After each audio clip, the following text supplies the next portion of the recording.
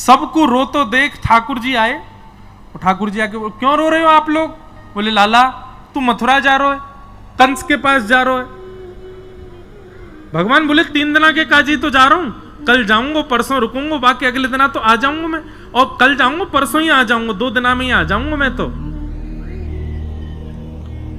सब ब्रजवासी बोले, लाला हम तेरे बिना एक क्षण ना रहे, आज तक जब से तेरा जन्म भयो है, ऐसा कोई वृंदावन ब्रजवासी नहीं जिसने ठाकुर जी को नित्य निहारा ना हो। बोले, लाला जे 2 दिन हम कैसे रहेंगे? ठाकुर जी थोड़े रूठ गए, बोले, दुनिया के बालक घूमबे जामे, मोह तो ऐसा लगे तुम सबरे मुंह को घर में ही बुढ़ो कर लोगे, या ब्रज से बाहर ही ना जान दोगे। अरे मैं तो बालक हूं, मेरा तो मन करे बाहर जावे को, मेरा तो मन करे घूमबे को, अरे कह दे ना परसों आ जाऊंगा, अब रोका ही को रहे हो। ठाकुर जी उदास है कि बैठ गए। तो सब ब्रजवासी बोले, लाला की बात तो सही है। अरे भैया बालकन को मन करे घूमबे को, लाला को मन हेरो होगो। सब ब्रजवासी के बोले, लाला तू ऐसे उदास मत हो, तू चलो जा, लेकिन सुन आ जाएगा ना, और जल्दी आ जाइयो लाला, इतना समय मत लगाइयो। ठाकुर जी बोले, मैं परसों आ जाऊंगा। और जब जब ठाकुर जी कहते हैं परसों आ जाऊंगा, नेत्र बंद कर लेते हैं, आंसू निकलने लगते हैं ठाकुर जी के। ब्रजवासी ठाकुर जी तो इसलिए नेत्र बंद करते हैं कि मैं कैसे बताऊं कि अब मैं आऊंगा नहीं। और ब्रजवासी यूं सोचे, अरे लाला देख हम तो ऐसे ही रो रहे कि हम तो ते प्रेम करें, लेकिन लाला वो हम तो कितना प्रेम करे, देख रो रहो बेचारो, अपने हृदय से लगा ले। अरे लाला तू परसों आ जाएगा ना, काय बात की चिंता।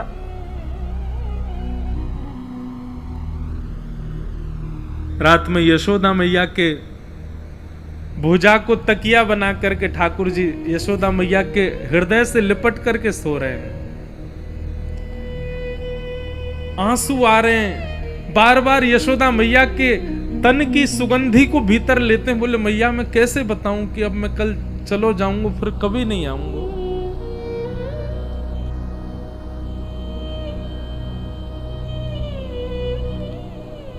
अंक में भर के यशोदा मैया लाला को सुला रही हैं, और बार बार यशोदा मैया सूर्य नारायण को स्मरण करके कह रही हैं, हे सूर्य नारायण। बोल नहीं रही हैं कि लाला संग में मनी मन विचार कर रही हैं, हे सूर्य नारायण कल तुम उदय मत होई हो, क्योंकि मेरो प्राण प्रिय कन्हैया 2 दिना के काज मुझसे दूर जा रहा है।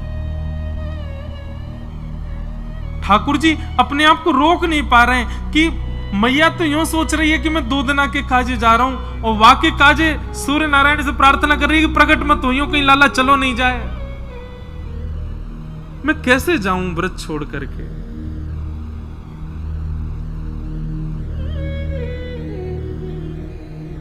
बार बार ठाकुर जी मन में विचार कर रहे हैं।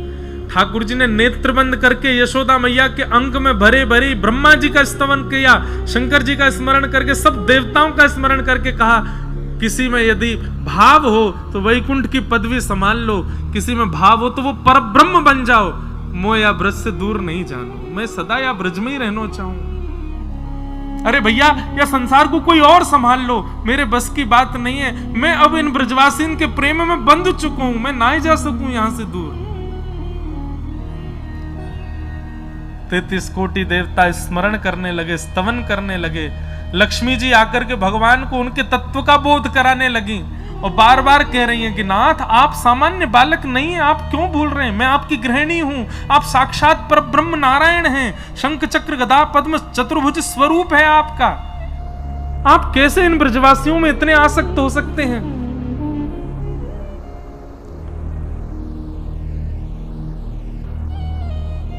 पर ठाकुर जी स्वयं को रोक नहीं पा रहे। प्रातःकाल सूर्य उदय हुआ, बाल कृष्ण प्रभु उठ गए। आज पूरे ब्रजमंडल में एक अलग ही शांति, कोई पक्षी चहक नहीं रहे हैं, गैया अपना चारा नहीं चबा रही हैं, सब ब्रजवासी कोई रात्रि गए नहीं, सब नंद भवन के द्वार पर ही बैठे हैं, और सब एक टक बस द्वार की ओर देख रहे हैं। लाला 2 दिना के काजे हमसे दूर जा रहे हैं।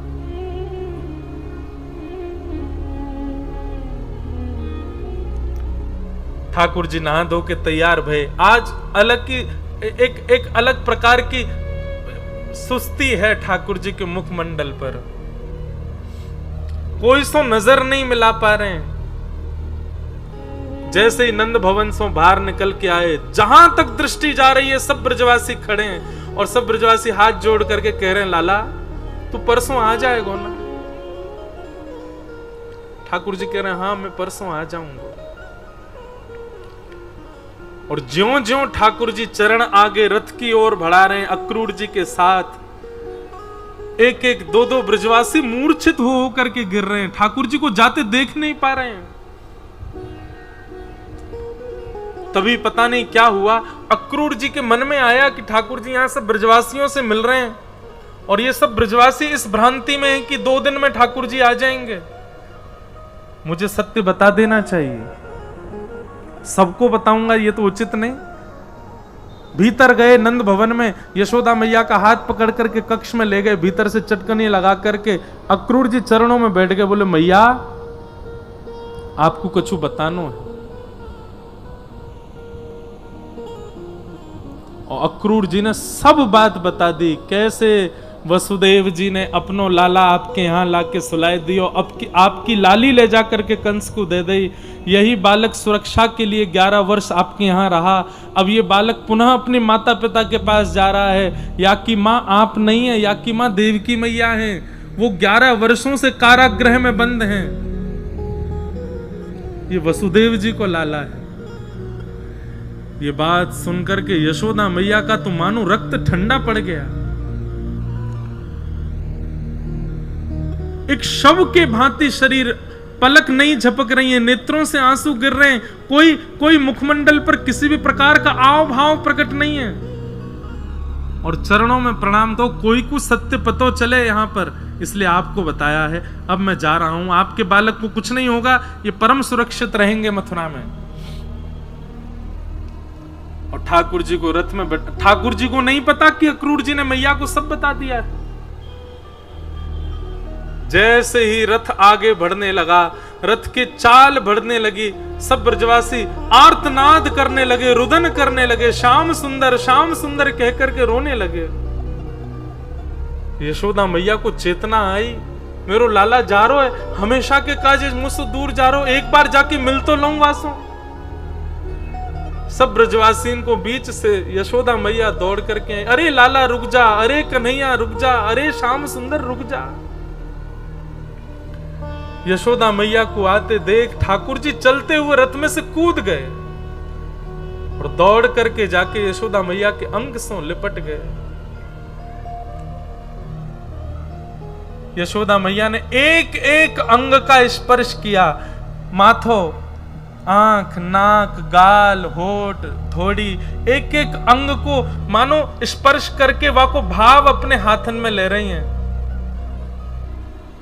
जैसे कोई नेत्रहीन व्यक्ति किसी के स्पर्श का सुख लेता है, ऐसे यशोदा मैया एक एक अंग के स्पर्श का सुख ले रही हैं। और अंत में ठाकुर जी के चरण छूते छूते मानो जैसे दंडवत कर रही हूं। ठाकुर जी लेट गए नीचे, बोले मैया जी कहा कर रही है तू? यशोदा मैया रुदन करते हुए बोली, लाला तेरी स्मृति अपने हाथन में ले रही हूं, क्योंकि अब या के बाद तो तू मुझको छुवे को कभी मिलेगा नहीं, मुझको सब पता चल गया, तू मेरो लाला नहीं है, तू तो देवकी को लाला है। मुझको अक्रूर ने आके सब बताई दियो। लाला ठाकुर जी को जैसे ये बात पता चली स्तब्ध हो गए, नाथ की मैया को क्यों बताया किसी ने? यशोदा मैया बोली, लाला मैं तो को रोकूंगी नहीं, लेकिन तो सो 2 वचन चाहूं। कहा, बोले पहला वचन कि तू कभी मेरी शिकायत मत करियो देवकी सो, कि माखन खावे के पीछे मुंह को बांध दियो, मटकी फोड़वे के पीछे मेरे पीछे छड़ी लेके यशोदा भागी, ये सब बात कभी देवकी को मत बताइयो। और दूसरा वचन, तू जीवन भर देवकी की सेवा करियो, वाकई नेत्रन से कभी दूर मत जाइयो, क्योंकि मैं तो सह लूंगी लेकिन देवकी ना सह पाएगी, तू दूर गयो तो। दूसरा वचन ये चाहिए, लाला तू जीवन भर देवकी के संग रही हो, पर काउदना यदि तो को खबर मिले कि वृंदावन में यशोदा मैया अब मरणासन अवस्था में है, मृत्यु को प्राप्त होने वाली है, बस वास समय मेरे पास आ जाइयो लाला, मैं प्रतीक्षा करूंगी, अपने प्राणन को रोक के रखूंगी।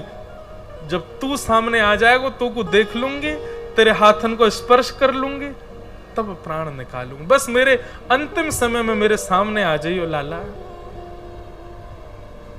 ठाकुर जी बहुत रोए। मैया को हृदय से लगा लिया, बोले मैया मैं जीवन भर तेरो ही सुत कहाऊंगो ना लाला। तू बचपन में खूब कहतो कि मैया तू नाराज है जावे, मैं तो नंद बाबा को लाला हूं, तेरो ना हूं, वास में भी मुंह को व्याकुलता है जाए, पर आज अक्रूर ने आके बताई कि तू देवकी को लाला है। मैं पता ना क्यों जीवित हूं अभी तक लाला, ये निश्चित ही मेरे अंदर मातृभाव की कमी होगी, नहीं तो मेरे प्राण निकल जाने चाहिए। जा लाला सदा प्रसन्न रहियो, खूब राज करियो, तेरो ब्याह होएगो, खूब बढ़िया बहू आवेगी, बस या मैया को कभी भूलियो मत, अंतिम समय में मेरे पास आ जाइयो, और इन ब्रजवासीन को मैं देख लूंगी, इन सबन की चिंता मत कर, तू आगे जा अपनी मैया और अपने पिताजी के संग आगे को खूब सुंदर जीवन जियो, मेरो खूब आशीर्वाद। और ऐसा कह के यशोदा मैया वहीं मूर्छित हो गए।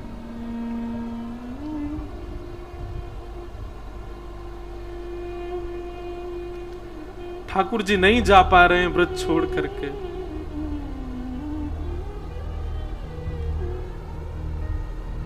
नंद बाबा आकर के लाल जी को संभाल रहे हैं, बोले लाला चल विलंब है रो है। सब ब्रजवासियों ने आकर के यशोदा मैया को उठाया, ठाकुर जी रथ में बैठ गए और मथुरा को प्रस्थान करने लगे।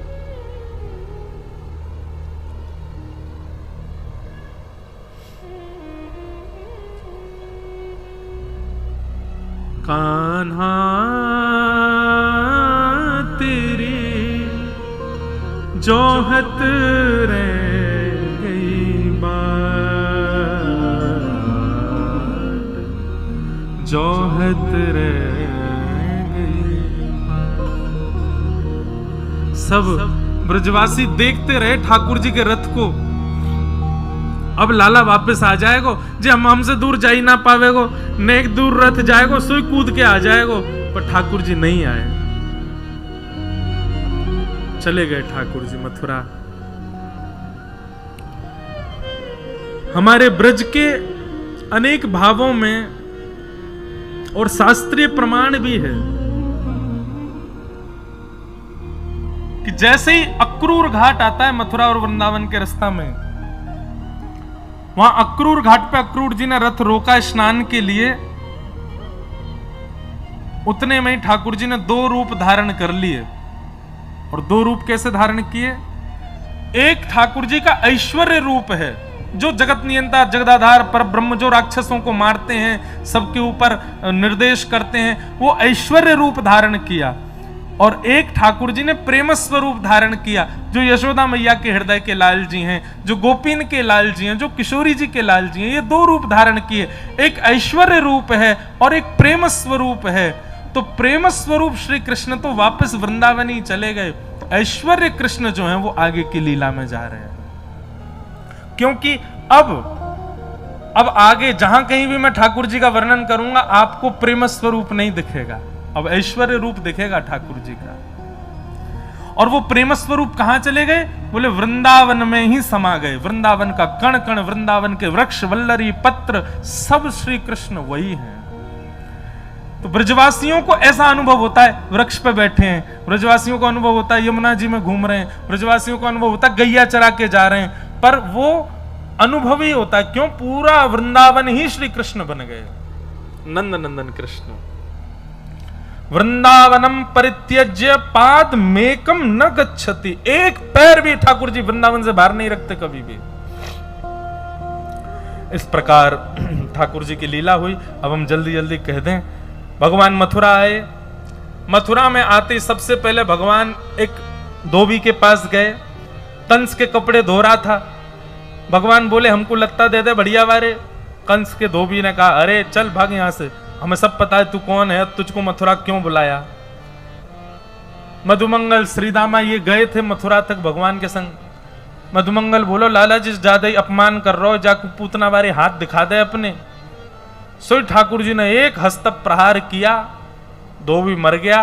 कंस के कपड़े ठाकुर जी ने पहन लिए, सब ग्वाल बालन ने पहन लिए। अब बड़े बड़ी भां, बड़े बड़े कुर्ता, और धोती दिखी ही नहीं रही है, कुर्ता में ही समा गए ठाकुर जी। और बिना झाड़ू की सड़क साफ रहती चल रही है, ऐसे ठाकुर जी पूरे वृंदावन मथुरा में घूम रहे हैं। तभी एक दर्जी के पास गए, दर्जी के यहाँ जाके फिटिंग करवाई ठाकुर जी ने, कपड़ा वपड़ा सब छोटे करवाए, बढ़िया पहन कर। वो बड़ी लंबी कथा है। ये दर्जी राम अवतार में भी था, प्रभु श्री राम की अचकन बनाने आया, परंतु सैनिकों ने कहा स्पर्श मत करना, दूर से ही नाप लो। तो राम जी का दूर से ही नाप ले रहा था, तो रोने लगा, बोले ठाकुर जी छूने दो। बोले अभी मत छूवे, हम कृष्णावतार में आएंगे कृष्ण बन के, और तू तब भी दर्जी बन के आइयो, और तब हम तेरे दुकान पे आवेंगे, खूब लिपट लिपट के हमारो स्पर्श करियो। आज ठाकुर जी गए तो देखते ही समझ गया, बोले ओहो ये तो पूर्व जन्म में राम जी थे, मैं तब दर्जी था। आए वहां ने तो दुकान उकान बंद करी, ठाकुर जी को खूब स्पर्श किया, खूब ठाकुर जी की सेवा करी, सुंदर वस्त्र बनाए। एक माली के यहाँ जाके भगवान ने माला पहनी, कुब्जा सामने से आ रही, वहां से भगवान ने चंदन लगवायो, वाकु सुंदर स्वरूप धारण करवा के वृंदावन भेज दियो। कुबलिया पीड़ हाथी था कंस के सभा में, पागल था वो हाथी, उसको नशा और करा दिया। भगवान के ऊपर आक्रमण करने गया, भगवान ने सूंड पकड़ करके आकाश में घुमा के वाकु पृथ्वी में फेंक दियो, वध है गयो। एक दांत ठाकुर जी ने रखो, दूसरा दांत बलराम जी ने, दोनों भीतर प्रवेश करने लगे।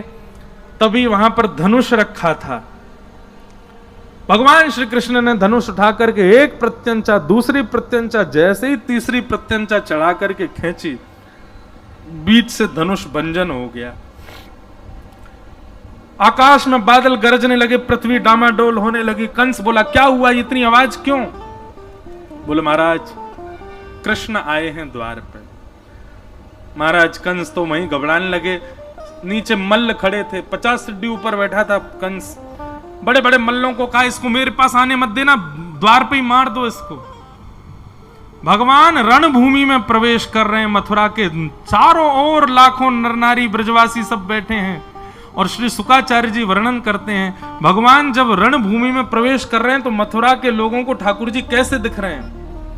मल्लानाम मशनिर्णीनाम स्मरस स्त्रीणाम स्मरो मूर्तिमान, गोपानां स्वजनो सतां चितभुजां शास्त्रा सुपित्रो शिशु, मृत्युर्भोजपतिर्विराट विदुषां तत्त्वं परम योगिनां, वृष्णीनां परदेवतेत विदितो रंगम गतः शाक्रज। जिसकी जैसी भावना ठाकुर जी वैसे दिख रहे हैं। बड़े बड़े पहलवानों को ठाकुर जी पहलवान दिख रहे हैं, छोटे बालकों को ठाकुर जी बालक दिख रहे हैं, कुमारी कन्याओं को ठाकुर जी अपने पति के रूप में दिख रहे हैं, बिना दांत वाले अम्मा बाबा को ठाकुर जी अपने नाती पोता के रूप में दिख रहे हैं, और 50 सीढ़ी ऊपर बैठे हुए कंस को ठाकुर जी अपनी मृत्यु के रूप में दिख रहे हैं। आई मेरी मौत। भगवान गए, मल्लों को प्रणाम करने लगे, जय वो सब मामा जी हैं हमारे, मथुरा में सब मामा है।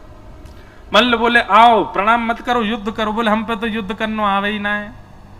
बोले अच्छा ये पूतना ऊतना कौन ने मारी फिर? ठाकुर जी बोले कंस से पूछो, जाने सबरी मरी मराई भेजे वहां पे, एक जिंदो नहीं आए हो, सबरे स्वयं ही मर के आए। ठाकुर जी की बात तो ऐसी देखने में ऐसे लगा नेक्स्ट सो बालक। मल्ल बोले नहीं हमसे युद्ध करना पड़ेगा। एक मल्ल जैसे ही भगवान के पास गयो, भगवान ने एक हस्त प्रहार किया, एक हस्त प्रहार में नीचे गिर गो, उठ ही नहीं पाए हो। दूसरो मल्ल आयो, भगवान ने मुष्टिक प्रहार करी, महाराज स्टेडियम से बाहर गयो जाके। ऐसे कर करके सबरे मल्ल मार दिए ठाकुर जी ने। 50 सीढ़ी ऊपर बैठे कंस को ठाकुर जी ने देखा। कंस को घबराहट, भगवान का ऐसा स्वरूप है कि जो देख ले वो पिघल जाए, पर कंस को घबराहट हो रही ठाकुर जी को देख के। भगवान ने बलराम जी को प्रणाम किया, सब मथुरावासियों को हाथ जोड़ करके दंडवत करी, और एक छलांग मार के भगवान ऊपर पहुंचे। वहां को मुकुट दूर फेंक करके केश पकड़ लिए, दूसरी भुजा से चरण उठा लिए, आकाश की ओर उठा करके सब मथुरावासियों को दिखा करके 50 सीढ़ी ऊपर से नीचे पटक करके एक छलांग मारी, वहां की छाती पे जाके बैठे और कंस को गोविंदाय नमो नमः। बोलो कंस मर्दन भगवान की। मथुरा के लोगन के मुंह खुले रह गए, आंख खुले रह गई, और सबरे घबरा में बोले कि मरगो कंस। भगवान ने चारों ओर देखी, बोले विश्वास ना हैरो दिखे। एक पैर उठाया कंस का, पूरी रणभूमि में उसके देह को घुमाया ठाकुर जी ने, और सबन को जब दिख गई कि हाँ कंस मर गयो, सबरे कूदे बीचे रणभूमि में, ठाकुर जी को उठा लियो, नाचन लगे, सब गान लगे, जय जयकार करन लगे। बोले कृष्ण कन्हैया लाल की, कंस मर्दन गोपाल की, देवकी नंदन गोपाल की, जय जय श्री राम। सब ब्रजवासी आनंद में भर गए, आनंद करन लगे। अब भगवान ने देवकी, अब हम थोड़ा जल्दी करें, देवकी और वसुदेव जी को मुक्त किया। उग्रसेन को मथुरा का राजा बनाया। भगवान कभी राजा नहीं बने, ना मथुरा के ना द्वारिका के। राजा हमेशा उग्रसेन ही थे। भगवान कभी सिंहासन पर नहीं बैठे, पर प्रेम से सब उनको कहते थे राजा धीराज महाराज देवकी नंदन वसुदेव नंदन मथुराधीश भगवान की जय। भगवान सांदीपनी गुरुकुल पढ़ने के लिए गए, वहीं सुदामा नाम के मित्र ठाकुर जी को मिले। लौट करके भगवान जब पुनः मथुरा आए, ब्रज की बहुत याद आई, तो भगवान ने उद्धव को वृंदावन भेजा। उद्धव शाम तक की कह के गए थे शाम को वापस आ जाऊंगा, 6 महीना में लौट के आए वृंदावन से, और प्रेम के ऐसे रंग में रंग करके आए कि आके ठाकुर जी को हाथ पकड़ो, बोले चलो मेरे संग वृंदावन, कहीं नहीं रहना मथुरा में, वहीं रहेंगे गोपीन के बीच में, ब्रजवासीन के बीच में। ठाकुर जी ने उद्धव से कही, उद्धव ये सब ब्रजवासी गोपी मेरे संगी रहते हैं, कोई अलग नहीं है, केवल तुम्हारे चित्त में प्रेम प्रकट करने के लिए पूरी लीला हुई थी। मथुरा पर कंस के ससुर जी जरासंध ने चढ़ाई कर दी, मेरे दामाद को मार दिया, और एक नहीं 17 बार चढ़ाई की मथुरा पर। हर बार कृष्ण बलराम ने मिलकर के पूरी सेना को मार दिया, अकेले जरासंध को छोड़ देते। हर बार जरासंध फिर जाता, फिर से सेना इकट्ठी करके लाता, फिर चढ़ाई करता, भगवान फिर छोड़ देते। अब की बार जरासंध ब्राह्मणों की सेना लेकर के आया, या ब्राह्मणों को अनुष्ठान पर बैठा करके आया, तो ब्राह्मणों के हित के लिए भगवान ने मन में विचार किया, बोले कि भैया ब्राह्मणन को कहीं श्रम नहीं है जाए, सो ठाकुर जी रणभूमि में युद्ध करते करते बलराम जी का हाथ पकड़ करके रणभूमि से भाज गए। बोलो रण छोड़ राय भगवान की। विप्रधेनु संतन के कारण रण छोड़ो ब्रजनाथ, विप्रधेनु संतन के कारण रण छोड़ो ब्रजनाथ। गोमती तट द्वारवती पधारे, गोमती तट द्वारवती पधारे, कहलाए द्वारिका नाथ, वृंदावन प्यारो वृंदावन, वृंदावन प्यारो वृंदावन। जिस प्रकार ये सप्तनिधियों का पद है ना, ऐसी हमारी कहीं धाम में कथा होती है तो एक पंक्ति हम वहां की भी जोड़ देते हैं इसमें। तो द्वारिका की पंक्ति ये है, विप्रधेनु संतन के कारण, मतलब गौ ब्राह्मण और संतों के लिए रण छोड़ो ब्रजनाथ। रण छोड़ करके ठाकुर जी भागे। कहां गए? गोमती तट, गोमती के तट। और द्वारिका का असली नाम है द्वारावती। क्या नाम है? गोमती तट द्वारवती पधारे, कहलाए द्वारिका नाथ, वृंदावन प्यारो वृंदावन। ठाकुर जी द्वारिका पहुंचे हैं, और द्वारिका में जाकर के सबसे पहले तो भैया, बड़े भैया बलराम जी को ब्याह भयो। भीष्मक राजा की कन्या के साथ बलराम जी का ब्याह रेवत राजा की कन्या की रेवती के साथ में हुआ, और भगवान कृष्ण के विवाह का प्रसंग प्रारंभ हुआ। सब सोचने लगे कहां होएगा, कैसे होगा। बहुत सुंदर प्रसंग है भगवान के विवाह का, पर अवकाश नहीं है ज्यादा, पर हम कल यहीं से कथा सुनाएंगे ठाकुर जी के विवाह का प्रसंग कैसा था। कैसे रुक्मणी जी से विवाह हुआ, बहुत अच्छी कथा है। पर अभी बस इतना सुन लो कि भीष्मक राजा की पुत्री हैं रुक्मणी, और रुक्मणी जी ने संतों के मुख से बड़ी प्रशंसा सुनी, ठाकुर जी की खूब कथा सुनी, और कथा सुनकर के रुक्मणी जी ने उनको अपने पति के रूप में वर्ण कर लिया। रुक्मणी जी ने पत्र लिखा, और पत्र लिख करके ठाकुर जी को अपने हृदय की सब बात बता दी। श्रुत्वा गुणान भुवन सुंदर शृण्वतां ते निर्विश्य कर्ण विवरै हरतुंगतापम रूपम दृशाम दृशिमताम अखिलार्थ लाभम त्वय्यच्युता विशति चित्रम पत्रपम में। रुक्मणी जी ने भगवान को पत्र लिख करके बताया कि मैंने आपके रूप और गुणों को सुना, जब से सुना तब से आपका वर्ण कर लिया, तब से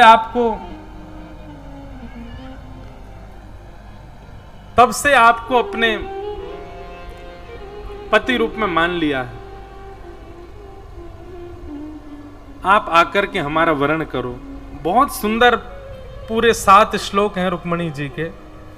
एक एक श्लोक में इतना सुंदर भाव रुक्मणी जी कहते हैं। कल हम ये श्लोक की भी व्याख्या विस्तार से करेंगे। रुक्मणी जी ने पत्र लिख करके भेजा। ब्राह्मण सुदेव नाम के ब्राह्मण गए और जाकर के भगवान को पत्र सुनाया। पत्र सुनते ही ठाकुर जी खड़े हो गए, रथ में जाकर के बैठे, सुदेव ब्राह्मण को बैठा करके सीधे कौंडिन्यपुर आए। और कौंडिन्यपुर आकर के भगवान ने, रुक्मणी जी देवी पूजा के लिए जा रहे हैं। आहा, जय जय गिरिवर राज किशोरी, जय महेश मुख चंद्र चकोरी, हो मैंने मेहंदी लगाई रे कृष्ण नाम की, हो मैंने मेहंदी लगाई रे कृष्ण नाम की, हो मैंने मेहंदी लगाई रे कृष्ण नाम की, हो मैंने मेहंदी लगाई रे कृष्ण नाम की, हो मैंने बिंदिया सजाई रे कृष्ण नाम की, हो मैंने बिंदिया सजाई रे कृष्ण नाम की। मेरा जीवन है कृष्ण, मेरा जीवन है कृष्ण, हो मेरा जीवन है कृष्ण, मेरा जीवन है कृष्ण, हो मेरा जीवन है कृष्ण, मेरा जीवन है कृष्ण, हो मेरा जीवन है कृष्ण, मेरा जीवन है कृष्ण, हो मैंने बिंदिया सजाई रे कृष्ण नाम की, हो मैंने बिंदिया सजाई रे कृष्ण नाम की, हो मैंने मेहंदी लगाई रे कृष्ण नाम की, हो मैंने मेहंदी लगाई रे कृष्ण नाम की। मेरे नैनों में गोकुल वृंदावन, मेरे नैनों में गोकुल वृंदावन, मेरे प्राणों में मोहन मन भावन, मेरे प्राणों में मोहन मन भावन, ओ मेरा जीवन है कृष्ण, मेरा जीवन है कृष्ण, ओ मेरा जीवन है कृष्ण, मेरा जीवन है कृष्ण, ओ मैंने माला सजाई रे कृष्ण नाम की, ओ मैंने माला पहराई रे कृष्ण नाम की, ओ मैंने मेहंदी लगाई रे कृष्ण नाम की, ओ मैंने मेहंदी लगाई रे कृष्ण नाम की, ओ कृष्ण नाम की, हाँ कृष्ण नाम की, कृष्ण नाम की। रुक्मणी जी देवी पूजा के लिए जा रही थी। पत्र में रुक्मणी जी ने पहले ही लिख दिया था कि परसों हमारा विवाह है, कल हम रुक्मणी देवी पूजन के लिए जाएंगी, आप कल ही आकर के हमारा वर्ण कीजिए। तो भगवान एक ही दिना में द्वारिका से कौंडिन्यपुर आ गए, और जैसे ही रुक्मणी जी देवी पूजा के लिए गईं, भगवान वहीं उपस्थित हो गए। भगवान के रूप लावण्य को देख, एक तो ठाकुर जी सुंदर, और ऊपर से ऐसा श्रृंगार करके गए, ऐसा श्रृंगार करके गए महाराज, जितने सैनिक रुक्मणी जी की सुरक्षा में थे सब ठाकुर जी को देखते ही रह गए। रूप माधुरी का दर्शन करके सब भूल गए हमको रुक्मणी जी की रक्षा करनी है। और ठाकुर जी बीच सैनिकों से रुक्मणी जी का हरण करके द्वारिका ले गए। रुक्मणी के भाई रुक्मी ने बीच में रोकने का प्रयास किया तो भगवान का थोड़ा सा उसके साथ युद्ध हुआ। बलराम जी ने आकर के शांत किया। रुक्मणी जी को द्वारिका ले गए। वसुदेव देवकी ने पूछा, लाला जे कौन है? ठाकुर जी बोले, मोए ना पता, इनते ही पूछो कौन है। रुक्मणी जी तो पूछी, आप कौन हो? बोले, आपके लाला हमारो हरण करके लाए हैं। वसुदेव जी बोले, लाला जे कोई मक्खन है जो तू हरण कर लायो है? कम से कम ब्याह तो डट के कर ले, सब चीज हरण करके करेगो। ठाकुर जी बोले, देखो पत्र, इनने स्वयं लिखो है पत्र में कि हमारो वर्ण करो। हमने तो इनकी इच्छा पूरी करी, अपनी इच्छा से हमने कछु नहीं कियो। वसुदेव जी बोले, अब इच्छा बताओ। बोले, इच्छा ये है कि अब वर्ण कर ही लिया तो इन्हीं से ब्याह करेंगे। तो वसुदेव जी बोले, ऐसे ब्याह ना होगा, लाली वापस जाएगी कौंडिन्यपुर, बढ़िया सजावट होगी, बारात लेके हम जाएंगे और ब्याह करके तब लाली को लाएंगे। भागवत जी में वर्णन है, रुक्मणी जी का पूरा परिवार राजी था ठाकुर जी से विवाह के लिए, केवल उनका भाई राजी नहीं था। क्यों? क्योंकि रुक्मणी जी के भाई रुक्मी के सखा हैं शिशुपाल, और शिशुपाल का घनिष्ठ सखा है मथुरा पर जिसने चढ़ाई की, कंस का ससुर जरासंध। तो जरासंध भगवान को अपना शत्रु मानता है। इस नाते से मेरे सखा के शत्रु हैं कृष्ण, इस नाते से रुक्मी भगवान को शत्रु मानता था। और शिशुपाल जो है रुक्मी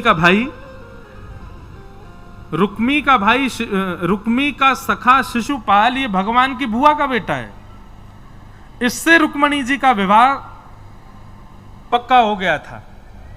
पर भगवान पहले ही हरण करके ले गए तो वो वैसे ही बहुत गुस्सा में बैठा था, ठाकुर जी से बड़ी शत्रुता मान ली उसने। लेकिन घर के लोगों ने कहा, एक व्यक्ति के नाराज होने से ब्याह नहीं रुकेगा, ब्याह तो होगा। और महाराज पूरे कौंडिन्यपुर को सजाया गया। ठाकुर जी द्वारिका से बारात लेकर के आए और दुल्हा बनकर के जब लाल जी पधारे, आहा, एक तो इतने सुंदर, ऊपर से दुल्हा और बनी आए। कौंडिन्यपुर की सब गोपियां ठाकुर जी को गारी देवे के लिए खड़ी भई, जमाई को गारी दे में। जैसे दुल्हा आए सब कहने लगी, मुकुट धर सांवरे रे लाला।